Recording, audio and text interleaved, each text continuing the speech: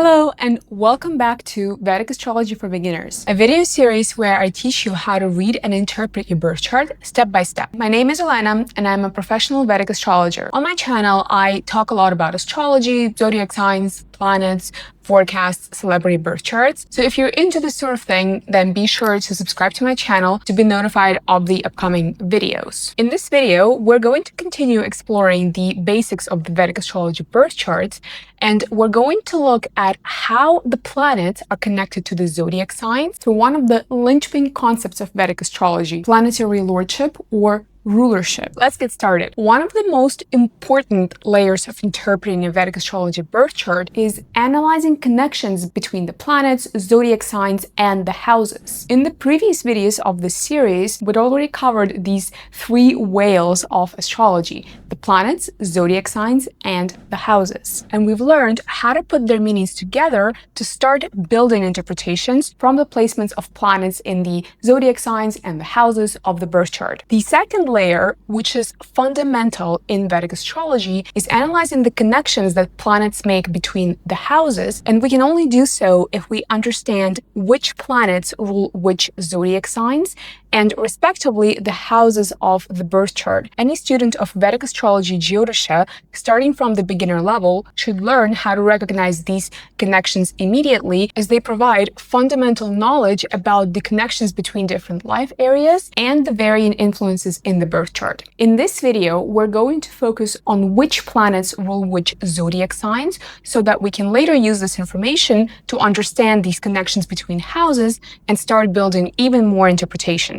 Each planet rules one or two zodiac signs, with the exception of Rahu and Ketu, because Rahu and Ketu are not planets. If you want to learn more about what Rahu and Ketu are, then be sure to check out a video where I talk more about them. Sun and Moon each rule one sign, and the five outer planets, Mercury, Venus, Mars, Jupiter, and Saturn, each rule two signs. To best remember which planet rules which signs, we're going to look at the old Vedic fable for how Sun and the Moon divided the sky. Once upon a time, there was the realm of the night sky, in which there was the king, the sun, and the queen, the moon. They were the wise rulers and shared their powers equally, and each of them resided in a palace of their own. The king resided in the Leo palace, while the queen lived in the Cancer palace just next door to the king's. The royal couple had a son, Prince Mercury, and he was very savvy and mischievous. One day when he came of age, he asked the queen to build him his own palace so that he could have his own residence. So the queen built him a Gemini palace next door. However, Prince Mercury was very sly and clever, and he went to his father, the sun, and he boasted about the beautiful palace that his mother Moon had built for him. The king could not bear for anybody to be more generous than him, so he insisted on building Prince Mercury another palace next to his own. And that is how Prince Mercury ended up having two palaces, Gemini from the moon and Virgo from the sun. Soon afterward, the minister Venus heard about this and reasoned with the king and the queen that he should be offered similar consideration, seeing as he faithfully serves the sun and the moon in the affairs of state. And so the properties of Taurus and Libra were erected next to Prince Mercury's Gemini and Virgo. They started a chain reaction where other planets came up to the sun and the moon and asked to have their own residences, starting with Mars, the commander-in-chief. He insisted on having two properties, one on either side, and that is how he ended up ruling Aries and Scorpio. Jupiter, the priest, was awarded two palaces next to Mars's, and they are Sagittarius and Pisces. And lastly, Saturn, the servant, was given Capricorn and Aquarius, two properties right next to each other and directly across from Leo and Cancer, the palaces of the sun and the moon. Like so, these are the zodiac signs that each planet rules. The sun rules Leo, the moon, Cancer, Mercury, Gemini, and Virgo, Venus, Taurus, and Libra, Mars, Aries, and Scorpio, Jupiter, Sagittarius, and Pisces, and Saturn, Capricorn, and Aquarius. You might notice that zodiac sign rulership appears in the same order as the planets in the solar system, with Mercury being the closest to the sun and Saturn the furthest away. If you're new to Vedic astrology and you're wondering, well, what about Pluto, Neptune, and Uranus? Please note that we are not referencing them in this system.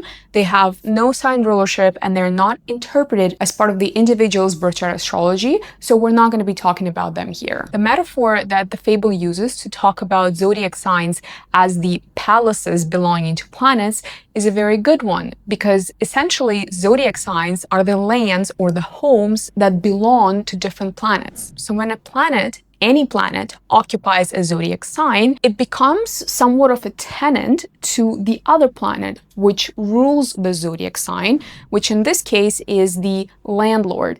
Now, depending on how friendly the landlord and the tenant are, this provides certain conditions for the planet to operate. For example, if in a birth chart Mars is placed in the sign Gemini, then Mercury is Mars's landlord because Mercury rules over Gemini, and Mars is the tenant of Mercury. Since Mars and Mercury are enemies, Gemini is not a very good home for Mars to feel comfortable. So all the indications of Mars, things like physical stamina, sports, siblings, initiative, own efforts, will not manifest in their strongest capacity in the person's life. But also, Mars rules Aries and Scorpio, so whatever houses in the birth chart would be associated with Aries and Scorpio, the affairs of that house would not be particularly remarkable unless there are other compensating placements, of course. If you want to learn more about the meanings of each zodiac sign and each planet, then be sure to check out the second and the third video in this series where I talk about these in a lot more detail. When the planet is placed into its own sign and therefore its own home,